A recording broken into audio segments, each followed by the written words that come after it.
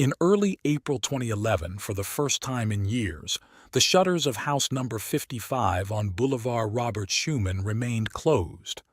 This house, located in a residential neighborhood of Nantes, France, belonged to the Dupont de Ligonnès family. The family comprised Xavier, Agnès, and their 4 teenage children. The unusual silence around the usually lively home caught the neighbors' attention. Typically filled with the sounds of the children and their 2 dogs, the sudden quiet was alarming. Known for keeping their shutters open even when on vacation, the closed shutters prompted the neighbors to alert the local police, fearing something might have happened. During an initial inspection, the officers found no trace of the family. However, it was on the 5th inspection that they made a horrific discovery.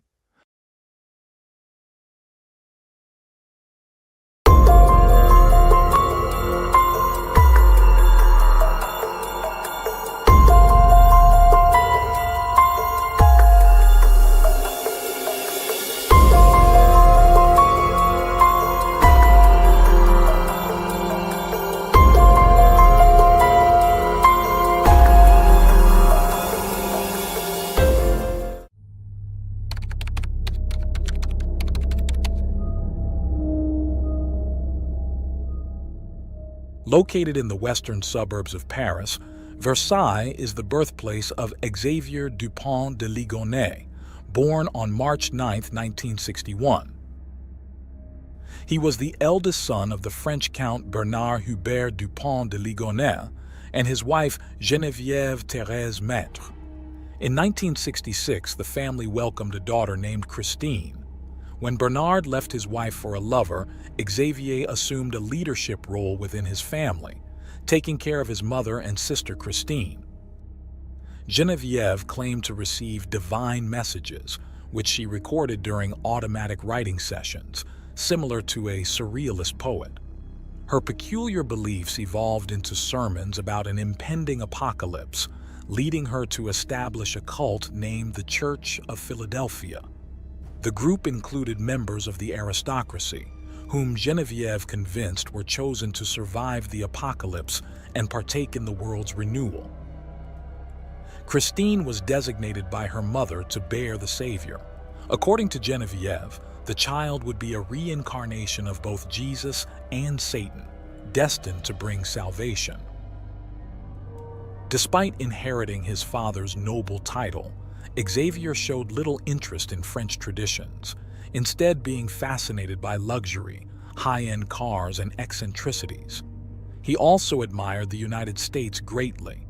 Geneviève funded Xavier's lavish lifestyle through significant contributions from cult members who were sworn to secrecy about their activities. In 1974, on the paradisiacal island of Bréhat, Xavier met Emmanuel Teneur. The 2 boys formed a deep bond of mutual understanding, which lasted throughout their lives. It is said that Emmanuel even confessed his love for Xavier at that time, but despite the rejection, their close friendship remained intact. 2 years later, Xavier met Agnès Hodange. The girl was born on November 9, 1962, in Neuilly-sur-Seine, just outside Paris. She stood out for her deep religious devotion. She worked as an assistant at the Blanche de Castille Catholic School in Nantes, where her responsibilities included teaching catechism. Although little is known about her family background, it is well documented that Xavier and Agnès developed a close relationship, leading to a passionate but brief romance before they went their separate ways. In 1990, Agnès gave birth to her first child, Arthur, from a casual relationship. Soon after, she and Xavier reunited, rekindled their love, and decided to marry. Xavier adopted Arthur as his own son. 2 years later, they welcomed their first son together, Thomas, the heir to the family name. To commemorate the occasion, Xavier chose Emmanuel as Thomas's godfather. Following Thomas, the couple had 2 more children, Anne and Benoit. The family of 6 seemed to embody the ideal family, with Xavier appearing as a loving father and the children excelling academically, suggesting a promising future. Agnes was dedicated to instilling her faith in her children, frequently taking them to Mass.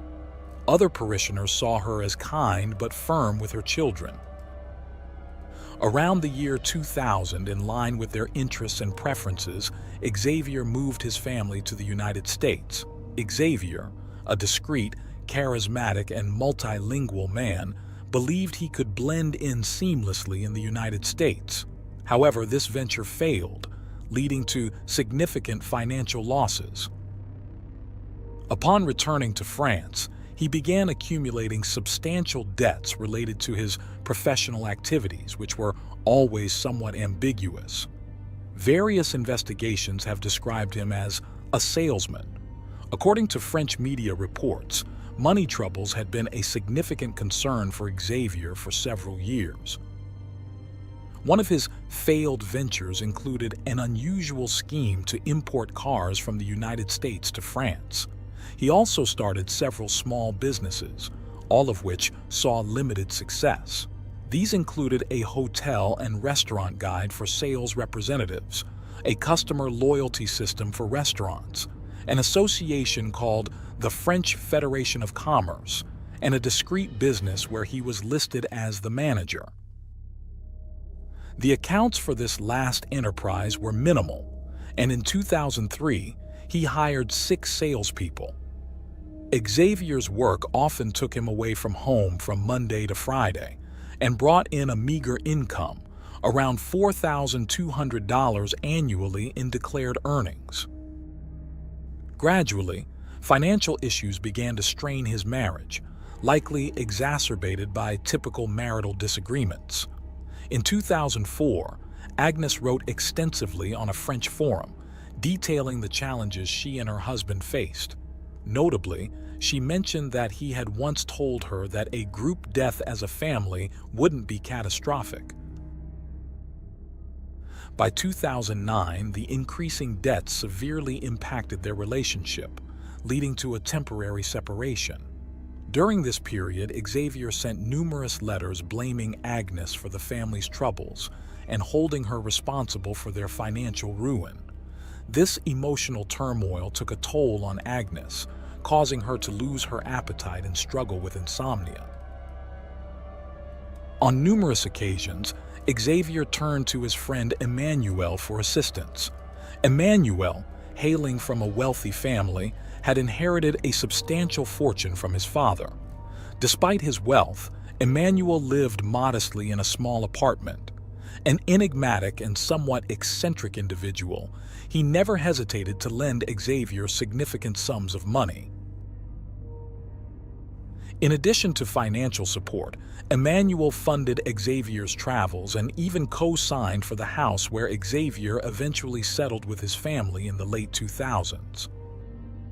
Thanks to Emmanuel's generosity, the family resided in a chalet located in the suburbs at 55 Boulevard Robert Schumann, west of Nantes.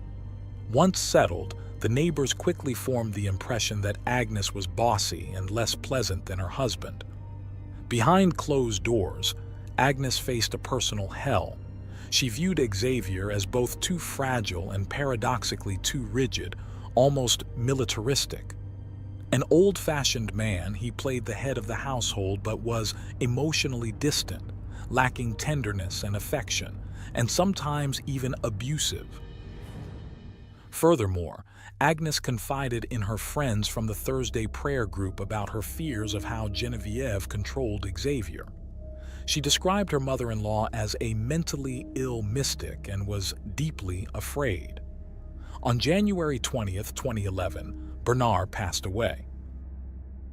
Given the disparity between his lifestyle and financial difficulties, Xavier hoped his father's death would result in an inheritance. However, he was in for a shock. Upon delving into his father's estate, he found nothing substantial. All that remained were a few papers, a rifle, a card, a ring, and some cash, which Xavier promptly took. Within hours of Bernard's death, Xavier withdrew cash using his father's card. On February 2nd, he acquired a firearms license, and by March 12th, he had purchased a silencer for the rifle. During this period, he also bought quicklime. He practiced shooting the rifle in his garden, aiming at a balloon on a stand. Emmanuel, who was visiting, tried the rifle and saw nothing suspicious. Xavier explained that the silencer was to avoid disturbing the neighbors. On Friday, April 1st, the two friends went to a shooting range together, where Bernard's inherited rifle was a focal point of interest. The following day, Emmanuel called Xavier 5 times and they spoke for nearly an hour. Investigation suggests that the horror began on Sunday, April 3rd. That night, Xavier, Agnes, and their children went to the movies and later enjoyed a pleasant evening dining at a restaurant. Everyone was present except for Thomas, who was studying at a Catholic university and lived in a nearby student hostel. After their night out, the family returned to their chalet where neighbors saw them and some family members even exchanged text messages with friends and acquaintances. Xavier messaged Christine, telling her about their dinner outing. The most accepted theory is that Xavier drugged his wife and children, waited until they were asleep, then shot them and buried them in the garden. He also did the same to the family's 2 Labrador dogs. Xavier's alibi was as macabre as his actions. On Monday morning, he began contacting people related to his family circle from as early as 6 a.m. He called Agnes's workplace to say she was sick and contacted the children's schools, claiming Arthur, Agnes's son from a previous relationship, had a motorcycle accident and that Anne and Benoit were ill. By midday, he sent a letter to the restaurant where Arthur worked, saying Arthur was resigning because his father had been transferred to Australia. He still had Thomas to deal with. On that same Monday, April 4th, Xavier contacted Thomas and had dinner with him at a restaurant near his university residence. After the meal, a tired Thomas returned to his room. The following day, Thomas received an urgent message from his father, claiming that Agnes had a bicycle accident and was in a mild coma at a hospital, prompting Thomas to travel immediately to Nantes. It is presumed that Xavier killed Thomas in the same manner as his siblings and mother. Later that evening, Emmanuel spoke with Xavier again, and this time they talked for just under 19 minutes. At midnight, a friend of Thomas received a message from him, stating he was home watching a movie with his father. Thomas was likely already dead by then. About an hour later, Xavier sent an email to Emmanuel, arranging to meet soon. Emmanuel replied, reminding Xavier that he had power of attorney and that the key was on the sailboat. Contrary to what one might expect, Xavier did not act discreetly. He went in and out of his house, even leaving a note on the door asking not to deliver any more mail. Instead of hiding, he withdrew cash from ATMs and his image was captured by security cameras. He paid with his credit cards at restaurants and stayed in hotels under his real name. As Xavier's perfect escape began, neighbors gradually noticed troubling signs. The once open windows of the chalet had been closed for days. The local children no longer saw the family's 4 children. The dogs barking had ceased, and Agnes hadn't returned to work. It was as if the earth had swallowed them whole. Piecing together the clues, the concerned neighbors contacted the authorities. Upon arrival, officers found a nearly empty refrigerator with only a few jars of preserves. They discovered a still damp mop in the kitchen, a chess set on the living room table, and guitars on a sofa. It seemed the Dupont de Ligonnès family had vanished. The scene was eerie.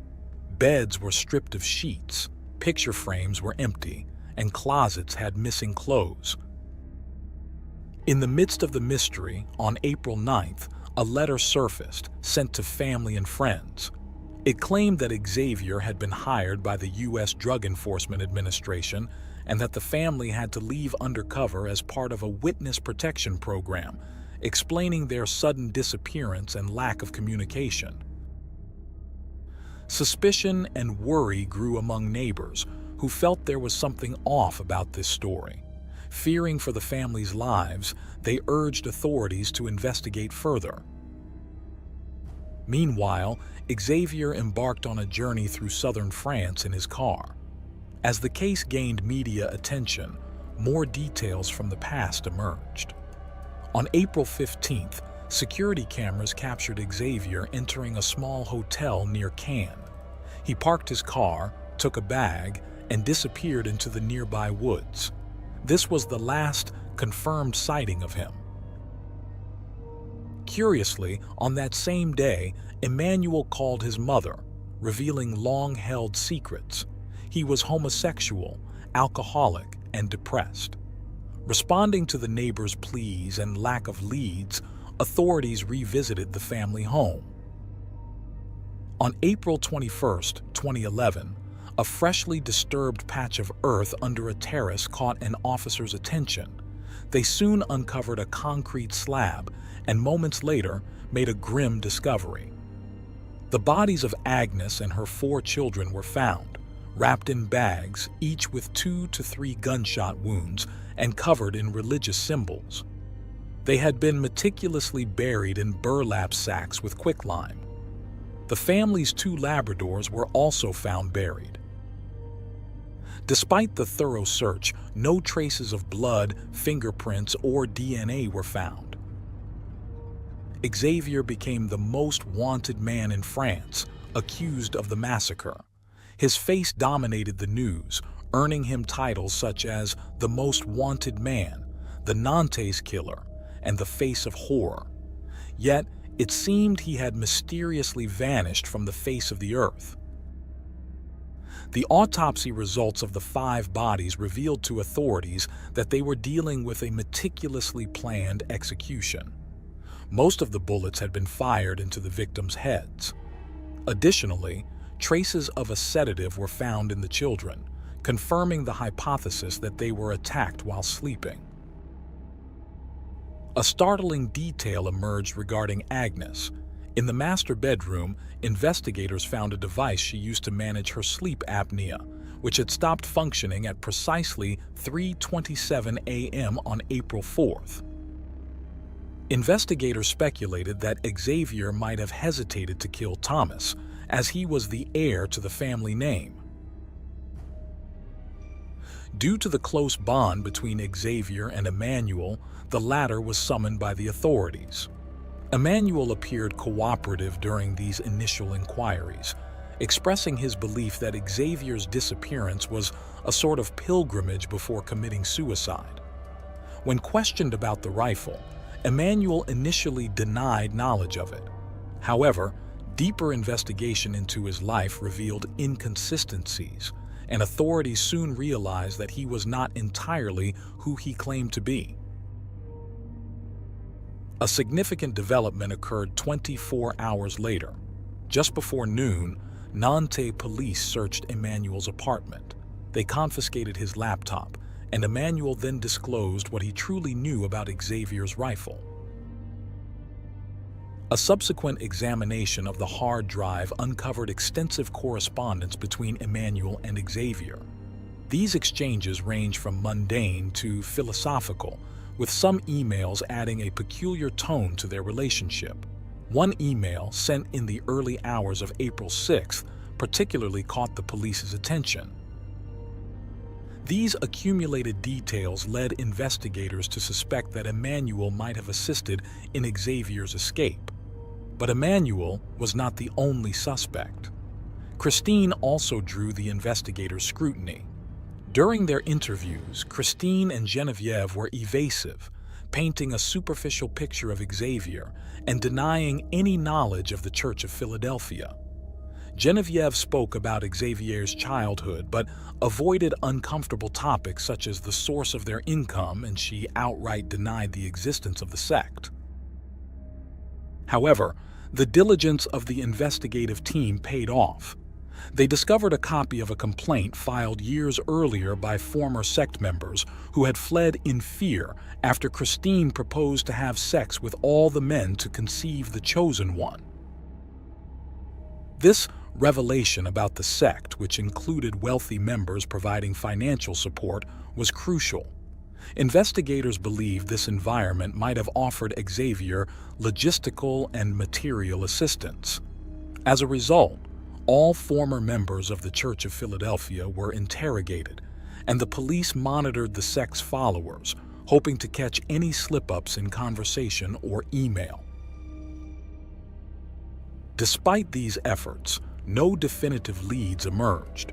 Meanwhile, Xavier's cell phone records allowed authorities to trace his movements within the country. The last concrete trace of Xavier was a security recording from April 15th. Investigators speculated that he was carrying the weapon in his bag based on its shape. While everything suggested he might have committed suicide in the woods, the detectives were puzzled as exhaustive searches in the dense forest yielded no body or remains.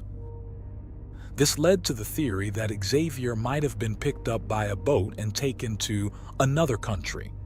Consequently, an international arrest warrant was issued.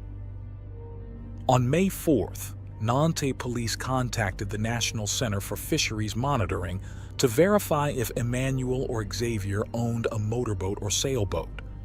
They found nothing, although they knew the records might not be fully up to date. On May 9th, Emmanuel was summoned to the Nantes police station for another interview, which was, in fact, an interrogation. The police were now focused on finding a boat and identifying its captain. At this point, Emmanuel was unaware of the depth of the investigation or the suspicion surrounding him. When questioned about a reference to a sailboat, Emmanuel explained it as a coincidence. He revealed that he had given Xavier power of attorney to access his safe deposit box.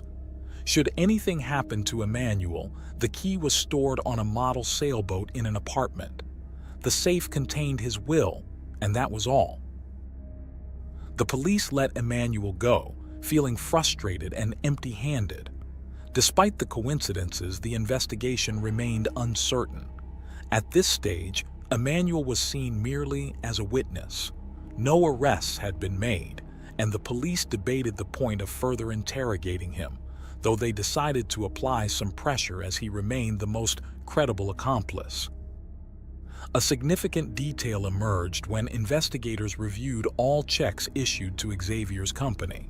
They found an unusual check for $4,200 signed by Emmanuel.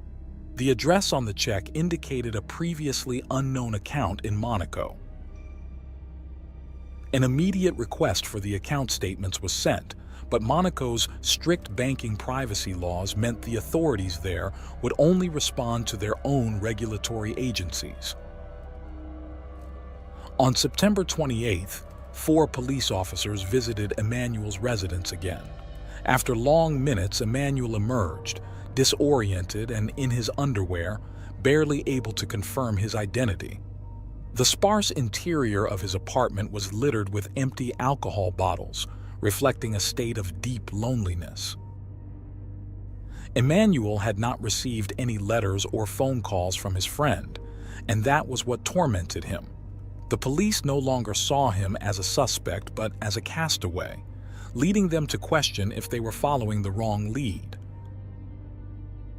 Xavier had become one of France's most wanted alleged murderers, possibly even globally. In 2015, a journalist claimed to have received a letter from Xavier stating he was alive. Handwriting, DNA, and fingerprint analyses were conducted, but the note did not yield any new information.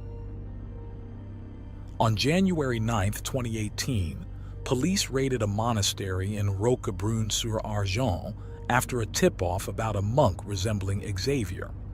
After 2 hours of intense searching, they determined it was a case of mistaken identity. On January 18, 2019, Emmanuel died of a heart attack.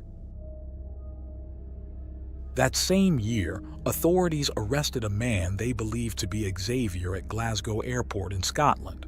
Once again, it was a case of mistaken identity. Another theory suggested Xavier might be in South America, specifically Argentina, where his language skills and charisma could help him blend in. Years have passed, and the Church of Philadelphia has not only persisted, but has reportedly experienced a resurgence. This small, highly secretive group includes members who have been part of it for nearly 40 years, living as if withdrawn from the world. In the summer of 2019, two brothers raised within the sect filed new complaints against Christine and Genevieve. For 2 decades, these women have fervently preached that Xavier is alive, innocent, and hiding in the United States as part of a witness protection program. They claim everything written in the April 9th letter is pure fabrication. This might sound like denial, but it could also be a way to obscure certain truths. Since 2011, the case has been mired in speculation and false leads, sending authorities down endless labyrinths. The pressing question remains: will justice ever be served for Agnes and her children? Despite the bleak outlook, some believe that the truth will eventually come to light.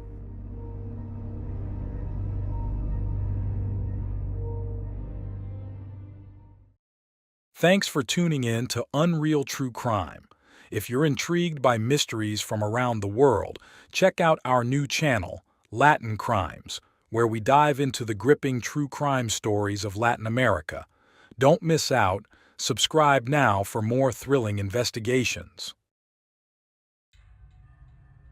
That night, Lise Coleman needed a babysitter to look after her 10-month-old son, Travis. Christine Falling, who had experience in babysitting, offered to take care of the baby at her house. The next morning, the little boy was found dead without any evident signs of aggression or violence. However, the police investigation revealed a much darker truth than anyone could have imagined.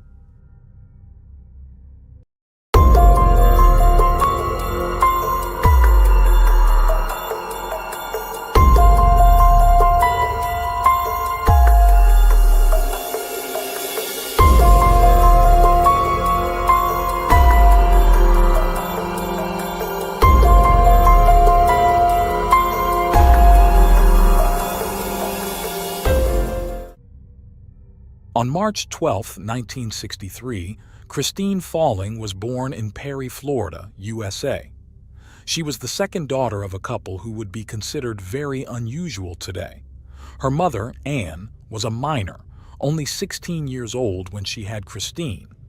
The eldest daughter, Carol, was born more than a year earlier when Anne was just 14 or 15 years old. To this already dramatic picture was added the significant age difference with Thomas, her father, who was 65 years old. Throughout history, there have been a few uncommon relationships where a large age difference does not matter, and the marriage is very happy. However, this was not the case with Anne and Thomas. A few months after Christine was born, her mother left the house, leaving her and her sister Carol in the care of their father, who worked as a lumberjack and had little to no parenting skills. However, the young mother did not run away forever. She returned home sometime later and was pregnant again. She had more kids over the next 2 years, naming them Michael and Earl. Although the home had 2 girls and 2 boys, Thomas, the husband, claimed that only one of the 4 children was his. It was evident that the family's conditions were neither normal nor stable. The arguments between the mismatched couple grew increasingly frequent, sometimes turning violent. During periods when Anne disappeared, Thomas would take the 4 children to the forest while he worked. The situation was dire for everyone, especially the children.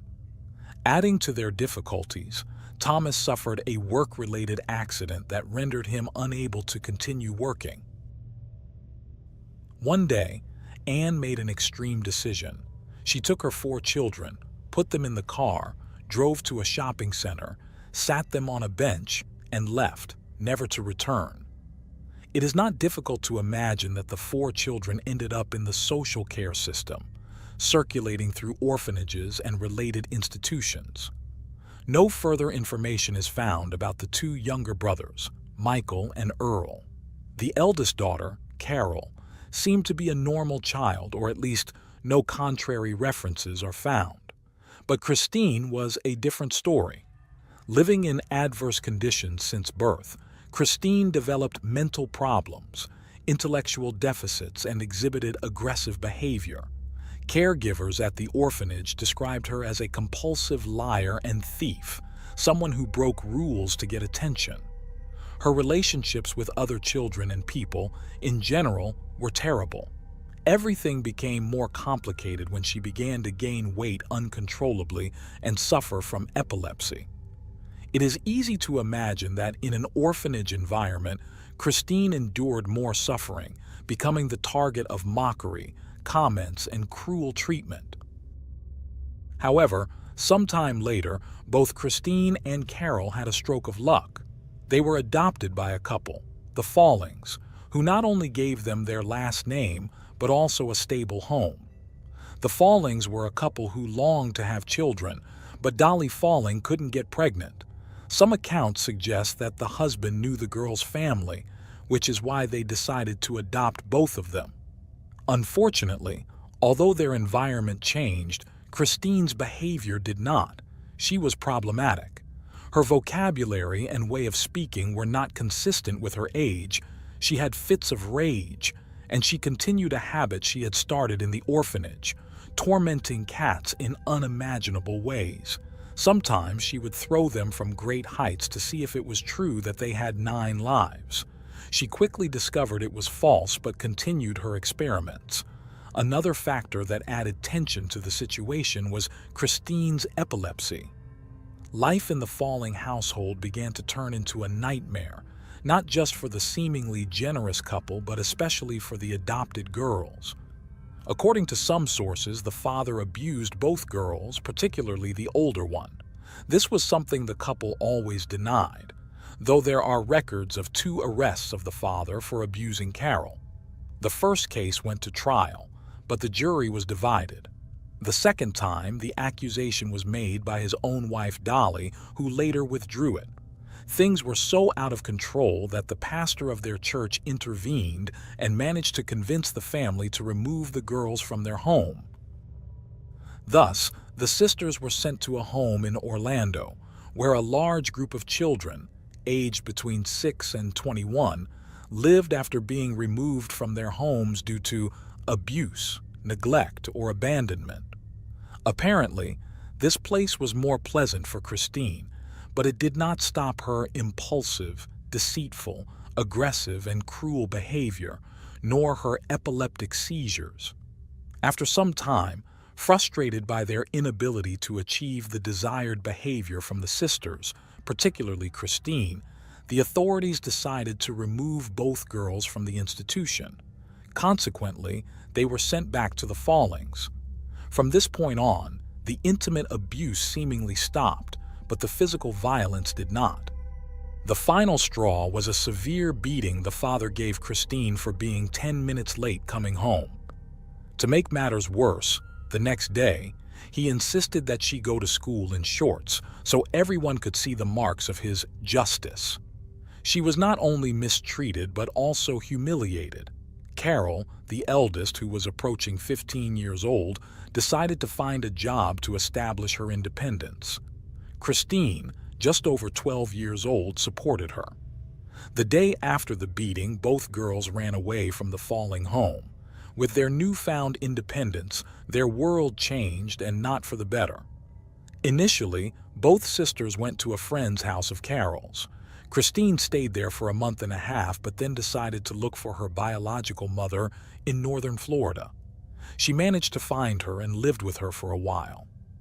Nearly 2 years later, in 1977, at the age of 14, Christine fell in love with a 20-year-old young man whose name I couldn't confirm, but it was said he was her stepbrother. Shortly after, they got married, but the sudden marriage lasted only 6 weeks, marked by arguments and violent fights. Christine ended up in the hospital twice for injuries sustained during these fights. In one incident, she even threw a heavy outdoor object weighing over 20 pounds at her husband while he slept. The hasty marriage ended even more abruptly. Following this new disaster in her life, Christine, who by then weighed around 200 pounds, began to exhibit new behavior. Over the next 2 years, she visited the emergency room more than 50 times with a long series of strange and varied ailments that doctors couldn't diagnose. She always seemed very nervous, listing symptoms that didn't correspond to any known diseases. In other instances, potential diagnoses were ruled out with medical tests. One time, Christine went to the emergency room claiming a servant had bitten her, but this was proven false. On another occasion, she arrived at the hospital with bleeding from her intimate areas, which turned out to be just her menstruation. Eventually, the doctors reached a possible diagnosis in her case: Munchausen syndrome, a mental disorder in which a person pretends to be ill, creates symptoms, and even inflicts injuries on themselves to attract medical attention, and consequently, the interest of others due to their supposed poor health. Despite all her strange behaviors, significant weight, obvious mental problems, lack of social skills, and unkempt appearance, Christine had a reputation for loving children and being responsible and trustworthy. This led her to earn some money by babysitting for friends and neighbors.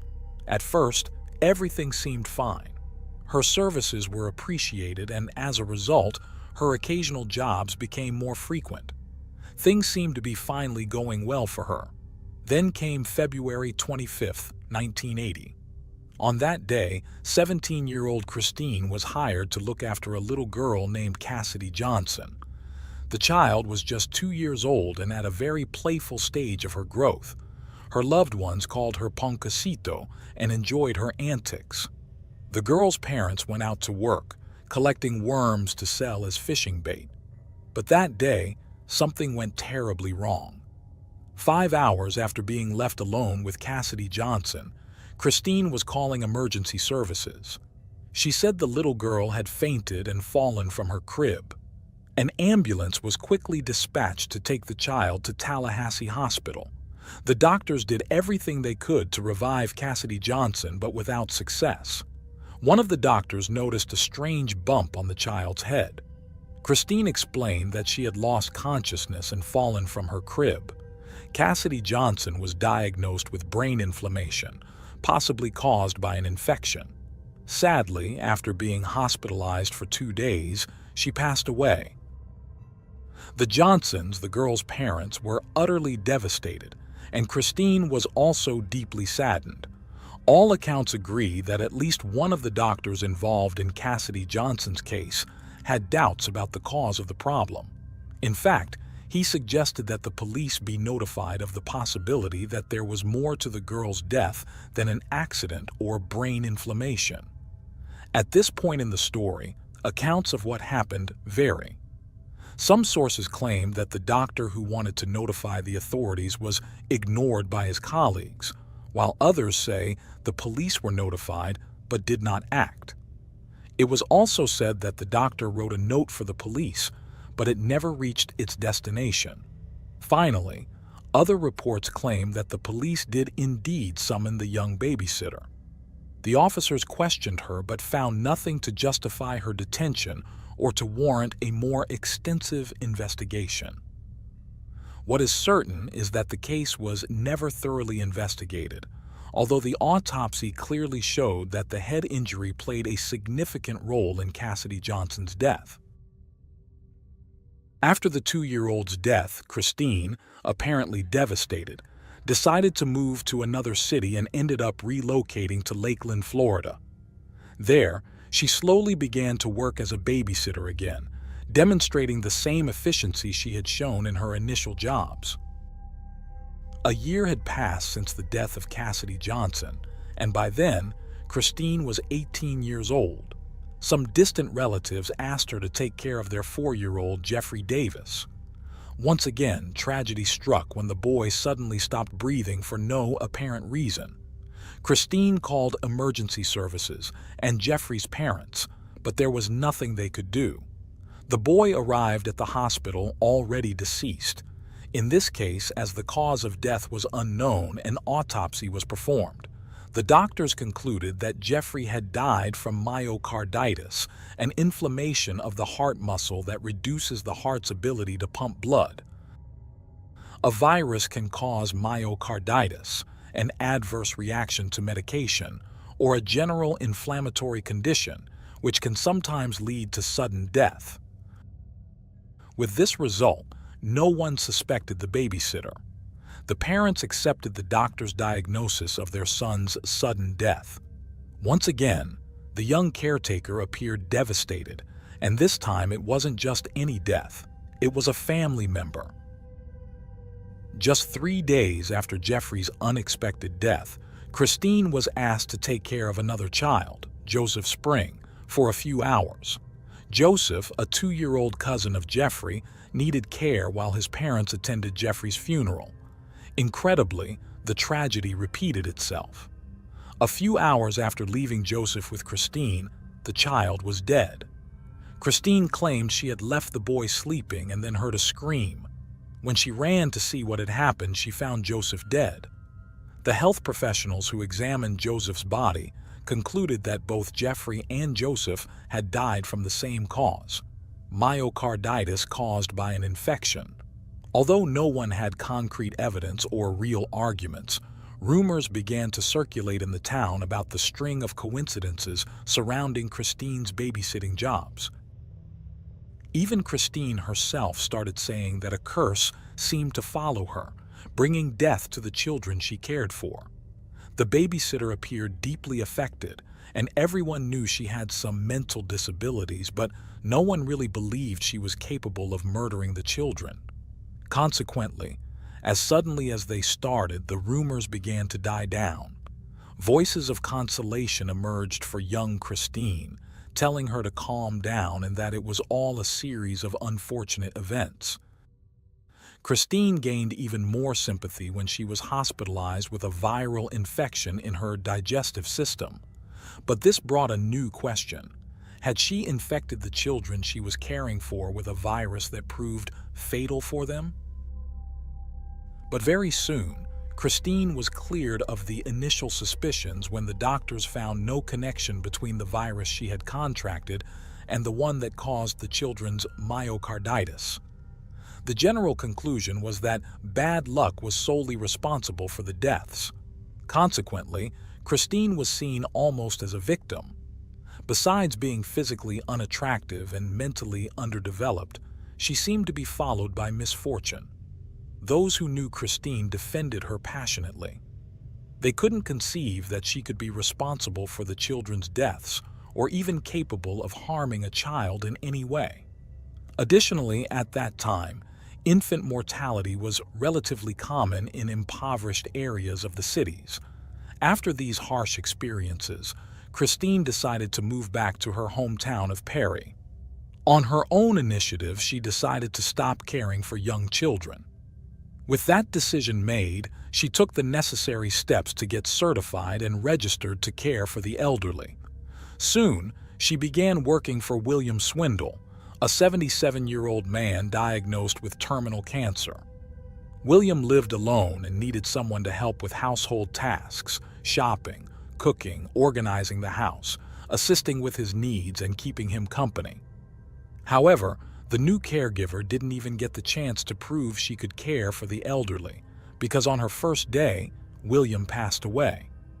As in so many previous instances, Christine called emergency services, who found the man unconscious on the kitchen floor.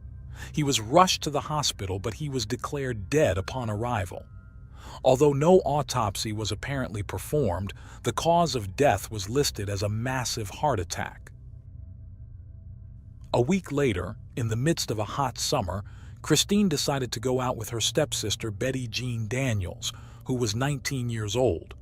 It was July 14, 1981. Christine accompanied Betty to a vaccination center so that Betty's baby, Jennifer Daniels could receive her immunizations. On the way home, Betty stopped at a store to buy some diapers and left Christine in the car with the 8-month-old baby. When she returned with her purchases, Christine told her that it seemed the baby had suddenly stopped breathing. Initially, the mother was not alarmed. She said that sometimes babies breathe so softly that it's barely noticeable. But when she checked Jennifer, she realized the baby was indeed not breathing, and her skin had a bluish tint. The distressed mother immediately drove to the nearest emergency room, where the baby was declared dead. It was thought to be a case of sudden infant death syndrome, or a rare reaction to the vaccines received. At this point in the story, part of Christine's life goes unaccounted for. There is a period of about a year during which there is no information about her activities. The next reference takes us to July 2, 1982, when Liz Coleman asked Christine to babysit her 10-week-old son, Travis Coleman. It should be noted that other sources claim the baby was 10 months old.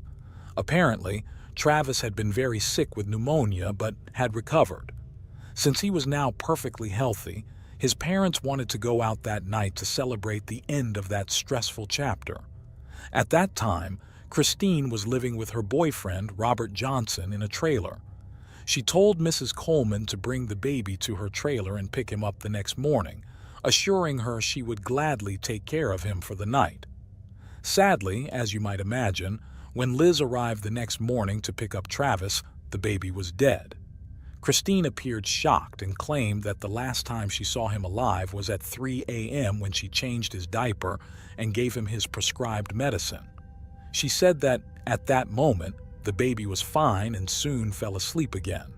Authorities were called, and an autopsy was conducted to determine the cause of death. Initially, it was thought to be a new respiratory problem or a relapse of the pneumonia he had suffered. However, during the post-mortem examination, specialists found internal injuries consistent with mechanical asphyxiation. Meanwhile, Christine was interviewed by a local news outlet about Travis's death. She stated that she had experienced the deaths of 5 children, and although she didn't know what was happening, it was enough to scare her. Travis was Christine's last victim. The medical personnel notified the police that the baby's death was intentional. The police immediately arrested Christine, who soon became known as the babysitter killer. Christine was subjected to police interrogations and evaluated by psychiatric specialists. It wasn't long before the 19-year-old confessed. Christine claimed she heard voices in her head telling her, "Kill the baby, which wouldn't stop until she did it. She also gave some personal reasons for committing the murders. Her account was both sad and chilling.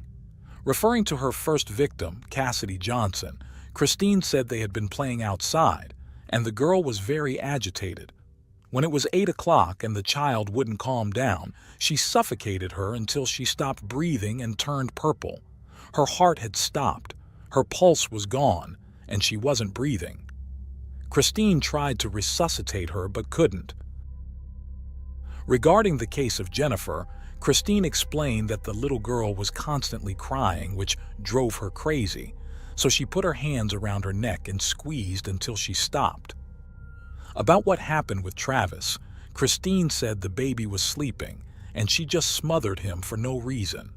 She continued to give gruesome details, telling authorities that she copied the method from something she saw on television, but added her own touches. She described it as an easy and simple method. After adding that she killed them without knowing why, she explained that she would place a blanket over their mouth and nose and press until they stopped moving, ensuring no one could hear them scream. When she learned she could be sentenced to death in the electric chair, Christine pleaded guilty to the 3 described murders. She claimed she had nothing to do with the others. Authorities were confident that the other 3 victims were also killed by her, but by then, it would have been very difficult to prove, so they decided to leave it at that. In late 1982, Christine Falling was sentenced to 3 concurrent life sentences, with the possibility of parole after serving 25 years. 3 years after entering prison, Christine also confessed to the murder of William Swindle, the 77-year-old patient who lived only a few hours after being placed in her care. In prison and over the years, specialists have stated that Christine did not actually hear voices in her head. Behind bars, she returned to her old habit of claiming to suffer from numerous and strange illnesses, frequently visiting the doctor. Officially, Munchausen syndrome was never diagnosed, but when she had her first opportunity to apply for parole in 2007, a mental health specialist said he believed she indeed suffered from the syndrome and consequently posed a danger to the public. No one came forward to speak on Christine's behalf, and her early release was denied. She had another opportunity before the parole board in 2017, but again, her request was denied. According to one source, her case could be reviewed again in 2024, while Christine continues serving her sentence at Lowell Correctional Institution in Ocala, Florida. Before concluding, it's worth noting that besides the children mentioned in this case, there were reportedly 3 others whom Christine may have also tried to kill, but fortunately, she did not succeed. Leading the list is a 3-year-old named Kylie Summerling, who became seriously ill while in Christine's care. The child was diagnosed with meningitis, but thankfully survived. The other 2 were brothers Charles and Jeffrey Hale, aged 3 years and 14 months respectively. Both also became seriously ill while under Christine's care and required hospitalization, though the details were not specified. The Hale brothers were lucky and recovered from their illnesses. Today, working parents who must leave their children in the care of babysitters have tools to monitor what happens in their homes while they're away. Security cameras and even apps that allow real-time viewing of what happens at home are measures available to protect children from potential abuse by caregivers. However, things were very different in the 1980s. In the book Murder in America, someone once asked Christine what she would like to do if granted freedom, and she said she would love to return to babysitting because she claimed to love children to death. Thanks for tuning in to Unreal True Crime. If you're intrigued by mysteries from around the world, check out our new channel, Latin Crimes, where we dive into the gripping true crime stories of Latin America. Don't miss out. Subscribe now for more thrilling investigations. Christopher Wilder lived a life full of excitement and luxury. As a race car driver, he had a flashy lifestyle that included fancy cars and high-end cameras. He easily attracted many young women who were unaware of his dark side. In February 1984, Wilder began a horrifying journey across the country. Over 7 weeks, he harmed and took the lives of at least 8 young women who were hopeful models. This tragic series of events led to him being known as the Beauty Queen Killer.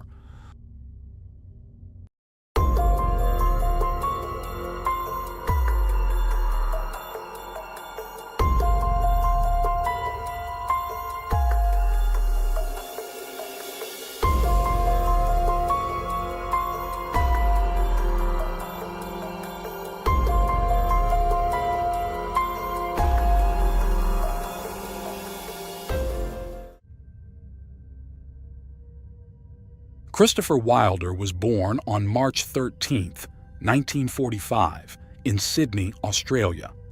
He was the oldest of 4 sons to an American father, Coley Chapman Wilder, a naval officer, and an Australian mother, June Wilder. His life began with a dramatic twist. During his birth, he turned in such a way that his neck got tangled in the umbilical cord. He was stuck and began to suffocate, with his heartbeat becoming barely noticeable. Any attempt to pull him out only made the situation worse. At that time, cesarean sections weren't commonly performed. Seeing their efforts failing, the doctors decided to call the hospital priest to administer the last rites. Miraculously, as they prayed for him, his vital signs completely stabilized. This early brush with death left his parents deeply traumatized, leading them to be extremely overprotective.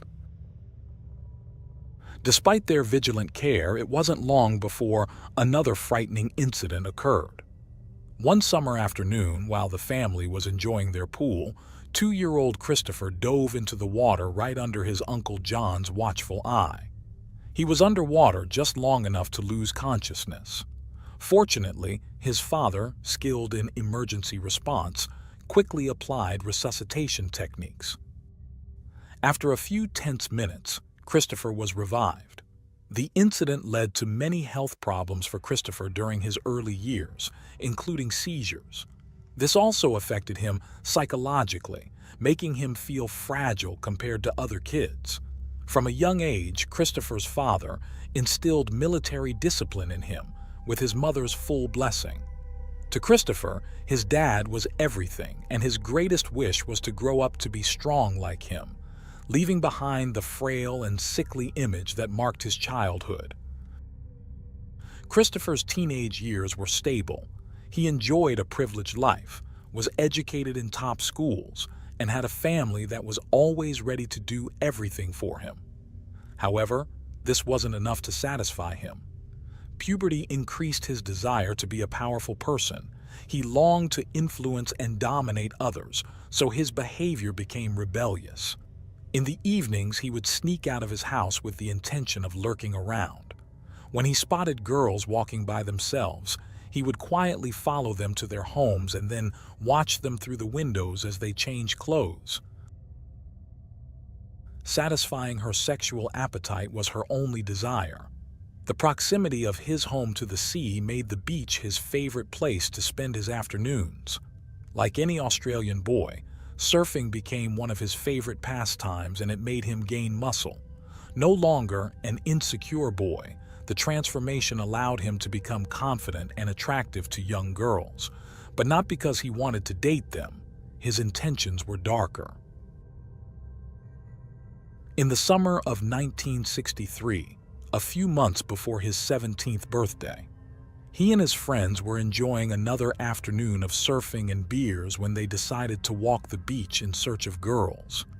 They spotted a 13-year-old girl sunbathing. They offered her a few drinks, and Christopher began making advances towards her.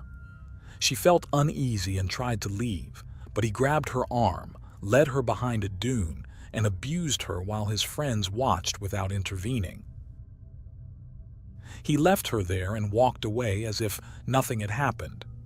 The girl reported the incident, and Christopher, a known figure in the area, was soon arrested.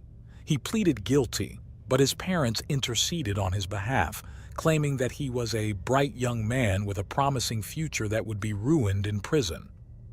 The court took these arguments into consideration and granted him probation with a series of precautionary measures. One of the steps taken was for him to undergo psychiatric treatment involving electroconvulsive therapy. This involved administering short bursts of electric shocks to the brain, with intensities varying from 75 to 470 volts. The purpose was to treat what was described as a damaged mind. In truth, his condition didn't improve. Instead, his disturbing fantasies only grew. Around the same time, Christopher became fixated on a book called The Collector by John Fowles. The story follows a solitary entomologist who collects butterflies and becomes obsessed with a beautiful art student. This chilling narrative appeared to inspire him deeply. The therapist who treated him during this time knew he was fascinated by this book, which he had nearly memorized. For him, it represented the ultimate fantasy of having complete power over another person. On a warm day in January 1965, two 15-year-old girls, Mary Ann Schmidt and Christine Sherrick, went with their younger siblings to Wanda Beach, an ideal spot for surfing. That afternoon, the wind was too strong for a peaceful stroll, so the group decided to take shelter in the dunes. Mary Ann told her younger siblings that she and Christine would go fetch their backpacks from the rocky area at the south end of the beach, and then they'd return to head home together. Hours passed and the girls never showed up. The next morning, their lifeless bodies were discovered in the sand. Christine had been stabbed 14 times, and Mary Ann's throat was deeply slashed. Their undergarments were completely torn, a clear indication of an attempted rape. The brutality of the crime shocked Sydney and became front-page news in both local and international media. Over 7,000 people were investigated, and Christopher was a key suspect since his physical description and psychological profile matched that of the perpetrator. Despite these coincidences, there was no evidence to charge him, and his DNA did not match the sample the police had from the assailant. By early 1967, it seemed like the turmoil in Christopher's life was behind him. While out for a walk in Sydney's Palm Beach, he met Christine Pallouk.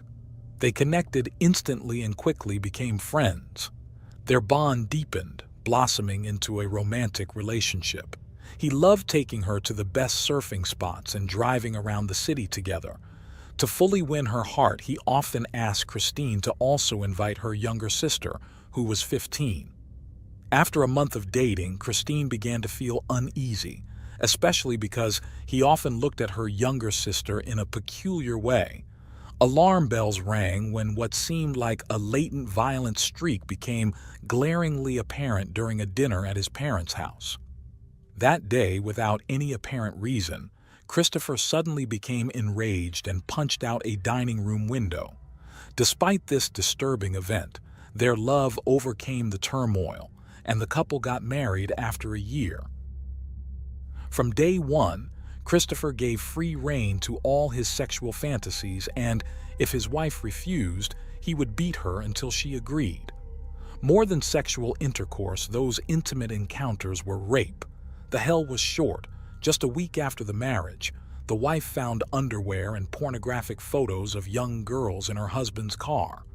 She decided to end the relationship and, accompanied by her mother, went to the police and accused him of sexual abuse and physical violence. She also told them of her suspicion that he might be the killer of the teenage girls in Wanda Beach. Once the report was made, the police began their investigation.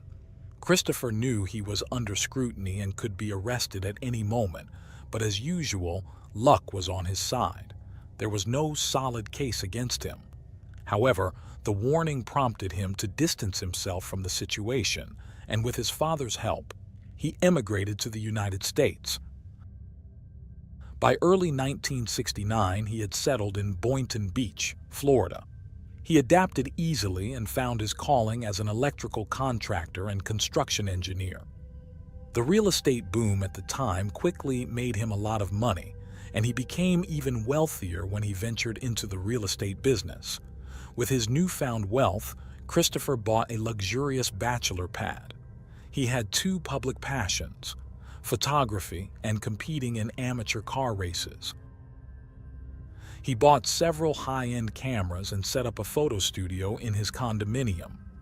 This hobby soon became a ploy to seduce beautiful young women. Using his charisma and approachable appearance, he posed as a talent scout for famous magazines, thereby attracting vulnerable victims to fulfill his sexual perversions. Christopher spent considerable time roaming the beaches of South Florida, looking for women until one day he was arrested in Pompano Beach for demanding that two girls pose nude for him. The police detained him, but not for long. He only had to pay a hefty fine to be released.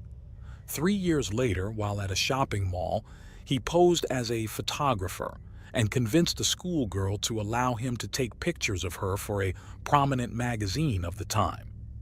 Upon arriving at his van, he drugged her and forced her to have sex with him inside the vehicle. The girl fled and filed a complaint with the police. He was arrested again but managed to negotiate the charges, claiming that his mind shut down on weekends. As a result, he was granted probation with a therapy regimen. Despite his ongoing criminal record, Christopher had managed to evade any formal charges until the mid-1980s, when he persuaded a teenager to get into his car for a photo shoot in a rural location. There, he committed a horrific sexual assault.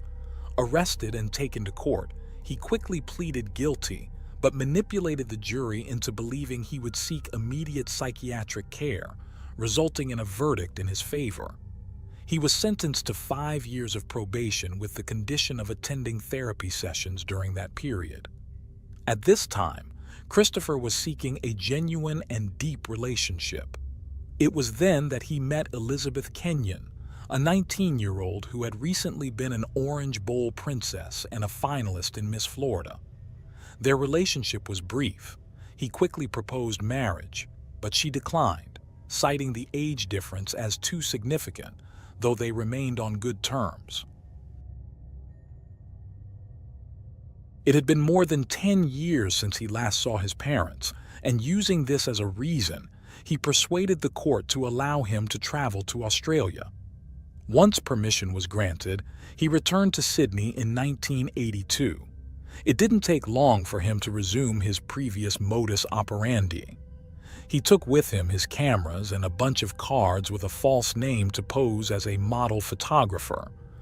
One afternoon, he was able to trick 2 girls under the usual pretext and drove them to an isolated area of the beach where he forced them to undress and pose suggestive poses.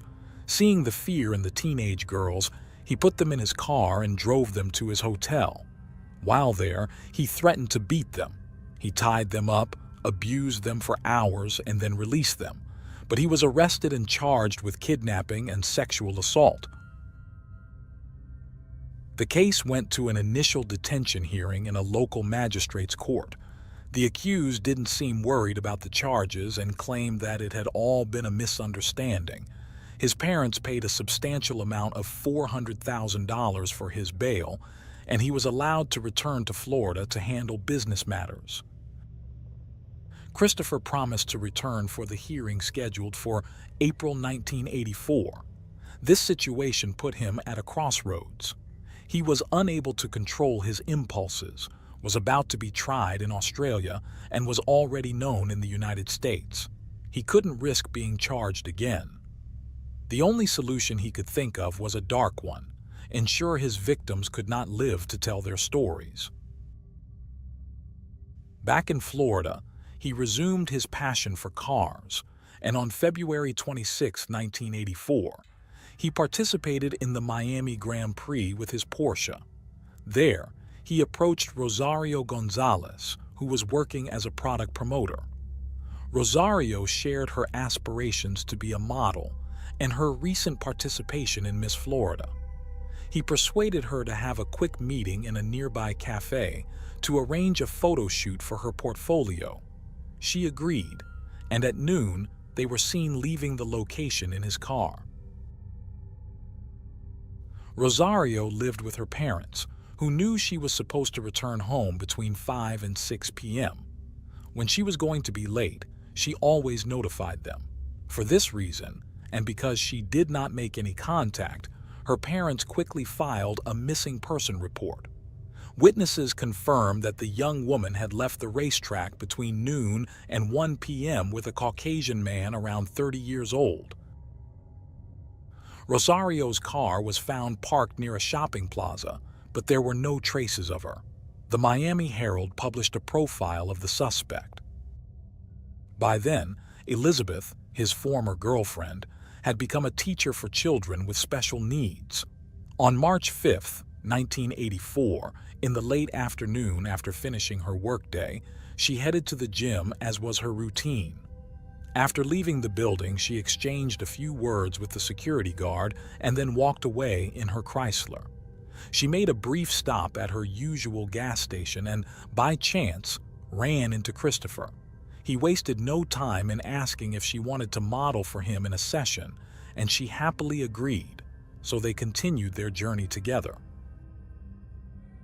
That night, Elizabeth hadn't returned to her apartment, but her roommate wasn't worried, assuming she was visiting her parents in Pompano Beach, Florida, about 50 miles away. The next day, when Elizabeth didn't show up for work, her family, knowing it was out of character for her to leave without notice, decided to report her missing. Frustrated with the slow pace of the police investigation, her parents hired a private investigator. With his expertise, he quickly linked Elizabeth's case to that of the young woman who disappeared during the Miami Grand Prix. He also recognized similarities between the ex-boyfriend and the suspect described in the press.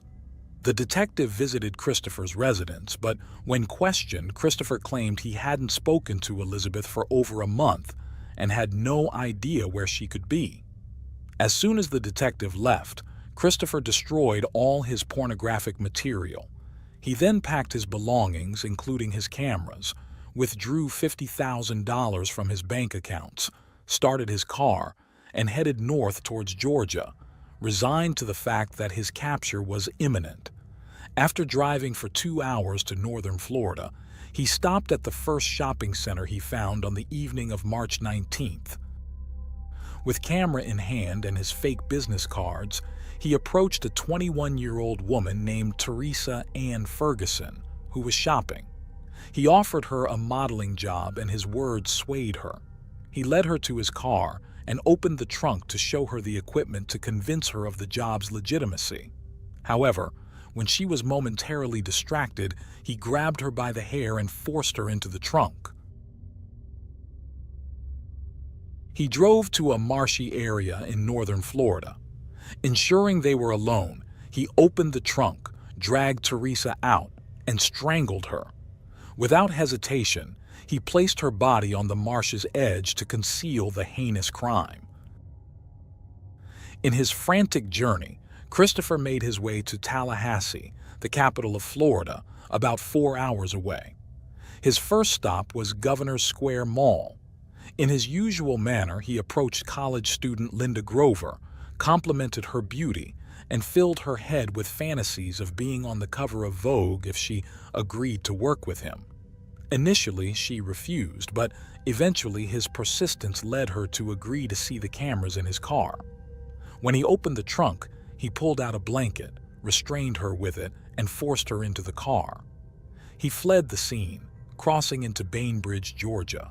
There, he dragged Linda to a cheap motel where he raped her and subjected her to various tortures. After 2 hours of this nightmare, while he slept, Linda managed to sneak to the bathroom and started screaming.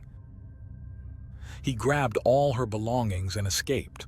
Linda was rescued and identified her attacker from photographs shown by the police. Meanwhile, Christopher fled the state. He drove all night, covering a 9-hour journey to Beaumont, Texas, where he took a break in the parking lot of Lamar University. There, he noticed a nursing student named Terry Walden. Despite deploying his usual charm, she flatly rejected him. On March 23rd, he returned to the mall and was again met with rejections, leaving him deeply frustrated and considering leaving empty-handed. However, he then saw Terry again. Thinking she might have changed her mind, he approached and insisted once more, but her response was the same as before. Enraged by her rejection, he followed her unnoticed to the parking lot. As she opened the door of her car, he suddenly appeared and pushed her inside. Driven by his anger, he took her to a secluded spot where he stabbed her 43 times in the chest, then dumped her body in a nearby canal. He fled in her car. During the search for the nursing student, Texas authorities found Christopher's car abandoned in the mall parking lot. There, they discovered hair samples belonging to Teresa, confirming his responsibility for her death on Merritt Island. By March 25th, Christopher was in Oklahoma, hunting for another victim at the local Penn Square Mall. There, he met a 21-year-old woman who dreamed of becoming a model. His tactic worked better than ever. It was not difficult to convince her to come to his car under the pretense of conducting a photo session for $100. He drove 180 miles north to Newton, Kansas, checked into room 30 of a motel, and abused her until dawn. After breakfast, with absolute coldness, he drove his victim 90 miles northeast of Newton near Junction City, Kansas, where he stabbed her to death and dumped her body near Milford Reservoir. By March 29th, Christopher was in Colorado, continuing his spree. This time, he was at Grand Junction. He started looking for a specific type, a girl with a cowgirl look. He found his target in 19-year-old Cheryl Lynn Bonaventura. Well-dressed and polite, he introduced himself as a modeling agent, and she was thrilled with the proposal, as it was her dream. Naively, she voluntarily got into his car, agreeing to the plan to leave the city. Along the way, they stopped at a restaurant in Silverton where, in front of the staff, they pretended to be a married couple heading to Las Vegas. They arrived the next morning at the Four Corners Monument, where the states of Utah, Colorado, Arizona, and New Mexico meet. They took a photo at the iconic spot and continued their journey to Page, Arizona, near the Utah border. There, Christopher booked a room under the same pretense of being a married couple. On March 31st, Cheryl's family reported her missing to the police, though they hoped it was just a misunderstanding or an act of rebellion due to her age. Unfortunately, that morning, Cheryl and Christopher's journey took them to the Kanab River in Utah, a remote area with deserts, mountains, and cliffs. As they silently admired the scenery, Christopher unexpectedly stabbed his victim and then shot her, leaving her lifeless. He abandoned her body in a desert area. Christopher's journey continued to Las Vegas, Nevada. His plan was to attend a modeling event, which for him was a paradise filled with naive girls eager to succeed in the tough world of flashes and glamour. Camera in hand, he arrived and sat in the front row to scout his potential victims. At the end of the day, after talking with several teenagers, he focused his attention on 17-year-old Michelle Lynn Korfman. She had driven over 25 miles from her home in Boulder City, Nevada. Nervous about participating in her first casting, she had asked her family and friends to let her go alone. They talked, and Christopher filled her with compliments. Subsequently, Michelle changed her clothes and left the mall in his company. It was April 1st. As soon as Las Vegas authorities alerted the FBI about the disappearance of the young woman at the modeling event, the agents reacted swiftly, requesting all photographs taken during the evening. A photographer promptly handed over 5 rolls of film. After developing them, they could see Michelle walking the runway, with Christopher intently focusing on her. Meanwhile, like the others before her, Michelle suffered violence and torture at his hands. Her body was left at a rest stop in Southern California. On April 4th, Christopher reached the opposite coast of the United States, in Torrance, California. There, he went to a shopping mall, where he saw a girl filling out a job application. She was Tina Marie Risico, 16 years old. He offered her the usual plan and the same $100, much more than she would earn as a store employee. The young girl was hesitant but excused herself, saying she needed to get home. Her rejection did not sit well with him. He pointed a gun at her and demanded she get into his car without making any noise. Frightened, she complied, and then sat in silence for 2 hours while he drove to San Diego. Once in the city, Christopher rented a room and unleashed his usual barrage of abuses against the girl. During a break, he turned on the TV and was shocked to see a special bulletin announcing him as a new addition to the FBI's 10 most wanted fugitives list, specifically linking him to the disappearance and murder of several young women. He was dubbed the Beauty Queen Killer. In a turn of events, he chose not to kill Tina, but instead coerced her into becoming his accomplice to lure more victims. In exchange for her cooperation, he promised to release her in the next city. Terrified, she agreed. He started driving back east and arrived in Merrillville, Indiana on April 10th. There, Tina kept her word. At the South Lake Mall, she convinced 16-year-old Dawnette Sue Wilt to join them, assuring the young girl that another woman's presence meant safety. In the parking lot, Christopher pulled out a gun and forced Dawnette into the car. Once at a nearby hotel, Tina witnessed him attacking Dawnette for 2 consecutive days. Christopher kept the TV on and saw another FBI bulletin, this time Tina's mother pleading for her daughter's life. Panicked, he ordered the girls to grab their belongings and get into the car immediately. He then drove non-stop to the border of New York. Considering it too risky to travel with both, he left his car in a wooded area of Penn Yan. While Tina stayed in the car under threat of death if she left, he took Dawnette into the small forest. Suddenly, he began to strangle her. She fought back fiercely, but he pulled out a knife and stabbed her twice in the chest. Thinking her dead, he walked away. Fortunately, Dawnette was still alive. With great effort, she managed to drag herself to the side of the road. A truck driver took her to the hospital in Penn Yan, where they managed to save her life. Hours later, she was able to report what had happened to the county sheriff. She detailed her attacker and the young woman accompanying him. She described the vehicle they were traveling in and their intended escape destination, Canada. This triggered a police operation to capture the fugitive. Christopher drove to Victor, New York, just 50 minutes from where he had abandoned Dawnette. He parked at the Eastview Mall, exited the car violently with a gun in hand, and kidnapped Beth Elaine Dodge, a 33-year-old woman who was passing time while waiting for her daughter to come out of daycare. He forced her into his vehicle and commanded Tina to drive Beth's car. After a short drive to the outskirts of the city, he stopped next to an abandoned gravel quarry. He pointed the gun at Beth, led her to a densely wooded area, and shot her in the back. Then he made Tina transfer all belongings from the other car to the stolen one.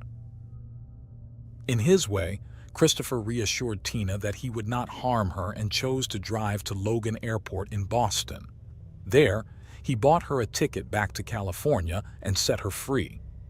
While in Boston, he headed north to Beverly, Massachusetts, attempting to kidnap 19-year-old Carol, who he assaulted suddenly on the street.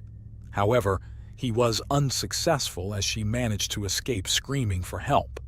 Descriptions of both the vehicle and the suspect were circulated among patrol officers, making it only a matter of hours before the serial killer would be caught. On the afternoon of April 13th, needing directions to Canada, he stopped at a gas station in Colebrook, New Hampshire. However, 2 state troopers recognized him and approached. At that moment, Christopher reached for the gun in the car, threatened the officers, and a struggle ensued with one of them. Suddenly, the revolver went off twice. One bullet seriously injured the officer, while the other struck the killer directly in the heart. Christopher died instantly. Throughout his spree across the United States, he kidnapped, tortured, raped, and murdered 8 young women, but it is believed there were more victims. Christopher Wilder was cremated in Florida, leaving behind a personal fortune of over $7 million. In June 1986, a court-appointed arbitrator ruled that this money should be divided among the families of his victims. There were numerous missed opportunities to stop Christopher's spree of violence, which escalated into serial killings. However, his parents helped him evade punishment. Jurors were swayed by his false promises of seeking psychiatric help, and the victims were left at the mercy of his twisted mind and horrific fantasies. And that concludes today's Unreal True Crime. Remember to subscribe and hit like to let me know you appreciate my work. Until next time.